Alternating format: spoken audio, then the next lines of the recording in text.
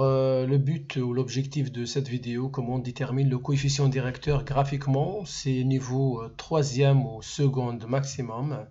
Donc, chaque élève doit être capable de tracer ou trouver le coefficient directeur. On va commencer avec l'exemple 1. Donc, pour être bien musclé, fort en maths, tu dois faire beaucoup d'exemples. Donc, on va essayer quand même 6. Donc, le coefficient directeur, la première chose, ou le premier réflexe, c'est que si vous voyez qu'une droite qui est croissante, ça veut dire que le coefficient directeur est positif. Donc, allez, on va essayer toujours d'aller 1 vers la droite et vous allez essayer de rejoindre votre droite. Donc ici, vous avez avancé de 1, mais vous avez monté de combien? De 3. Donc ce qu'il faut retenir aussi, que le coefficient directeur A, c'est toujours la représentation ou le déplacement vertical sur le déplacement horizontal. Donc 3 sur 1, ça donne combien? Ça donne 3. Donc le coefficient directeur de cette droite, c'est une fonction linéaire. Pourquoi? Parce qu'elle passe par l'origine. Alors, on va continuer avec l'exemple 2. Vous avancez toujours de 1. Peu importe le point, vous le prenez, soit ici. Bon, celui-là, on voit que la lecture, elle est un peu difficile. Celui-là, pareil. Donc ici, vous avancez toujours de 1. Mais si vous voyez que la lecture, elle est compliquée, rajoutez encore, la lecture est difficile. Et là, je vois que c'est très simple à lire. Très bien. Donc, vous avez avancé de 3.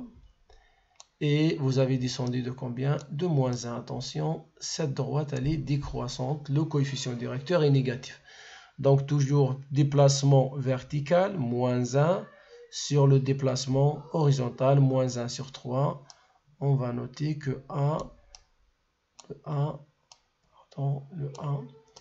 égale moins 1 sur 3. Donc, ça ne sert à rien de prendre votre calculatrice et vous faites 1 sur 3, ça donne 0,333. Donc, c'est mieux de le laisser sur cette forme fractionnaire. Donc, le coefficient directeur vaut combien? Moins 1 sur 3. Alors, on continue toujours. Je vous avais dit toujours, il faut avancer de 1.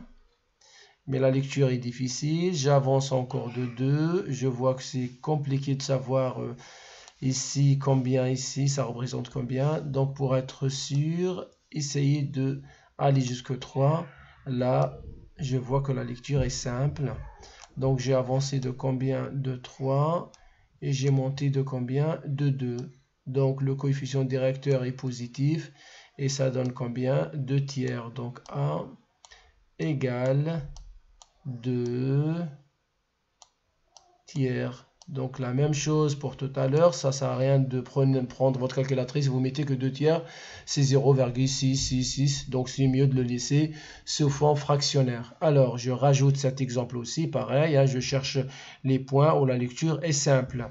Donc l'élève va dire, ben voilà, ici je trouve une facilité, 2, 3 et 4, et vous allez monter de combien? Voilà. Donc, partez toujours vers la droite. Hein. Donc, je ne vois pas que l'élève il va par là, à gauche, ou il va descendre, etc. Donc, toujours vers la droite. Donc, vous avez avancé de 4 et vous avez monté de combien? De 3. Donc, de 3. Le coefficient directeur A égale combien?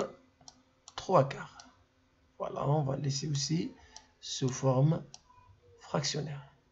Donc, j'espère que vous avez bien suivi. Donc, j'essaie de faire un peu résumé. Vous partez toujours vers la droite et après, vous allez chercher votre droite. Vous partez toujours à droite. Vous cherchez votre droite. Pareil, toujours à droite et je cherche. Donc, il reste deux exemples, le 5 et le 6. Si vous avez bien compris et si vous avez bien suivi la vidéo, essayez de me répondre et noter les deux coefficients directeurs pour les deux.